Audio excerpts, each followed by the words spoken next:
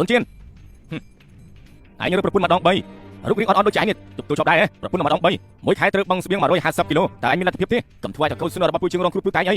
វាឈ្មោះថាសុនហាគឺជាមនុស្សអកតេកាលពីមុនវាជាអ្នកប្លន់យកប្រាក់ព្យាបាលជំងឺរបស់ម្ចាស់រូបនេះធ្វើឲ្យម្ចាស់រូបនេះត្រូវដាច់បាយស្លាប់ទាំងវេទនាពេលនេះខ្ញុំឲ្យវាសងដើម្បីវាបានធ្វើយ៉ាងនេះជាមួយឯងឆ្លងទេហ៎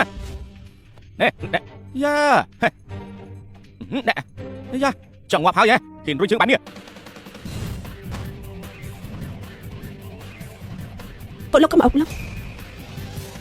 កុំមកធ្វើផ្ដេសដាស់នៅទីនេះស្រីស្អាតនៅមិនទាន់បានជប់ចាប់ផងចេះជឿជំនួបដីបាត់ហើយយើងប្រាប់នឹងអានឹងចុះអាមនុស្សដែលនឹងការជាមួយគឺសម្រាប់ទេការពីមនុស្សចំពោះមុខជើងសូម្បីតែដកដង្ហើមធំក៏វាមិនហ៊ានដែរខ្ញុំនឹងឲ្យវាតាម5ជើងខ្ញុំទៀតវាមិនហ៊ានបានខ្សែមួយម៉ាត់ទេប្រហែលជាថ្ងៃនេះគឺសម្រាប់ពួកនាងទាំង3នាក់ហើយទៀតនឹងទើបបានជួយហ៊ានធ្វើចរិតរឹងរូបបែបនេះអាសម្រាប់មកទីនេះមករួចហើយលើទាំងគង់ចុះកំពុងនៅពីក្រៅក្នុងស្រីស្អាតអីមើលតែប៉ះម្នាក់នេះពិតជាកំសត់ដូចជាបាំងមែនមិនស័ក្តិសមធ្វើប្តីបត្រីជាមួយលោកជើងឡើយណែមិននេះទេ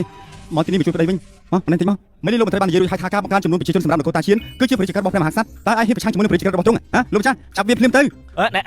ខ្ញុំអ្ន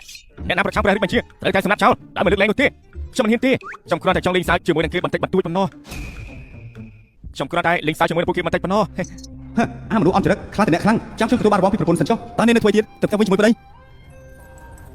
អាសម្រាប់ហ៊ានធ្វើជើងខ្មាស់គ្នានៅចំពោះមុខអ្នកគ្រប់គ្នាចាំទៅយើងសម្រាប់ហេ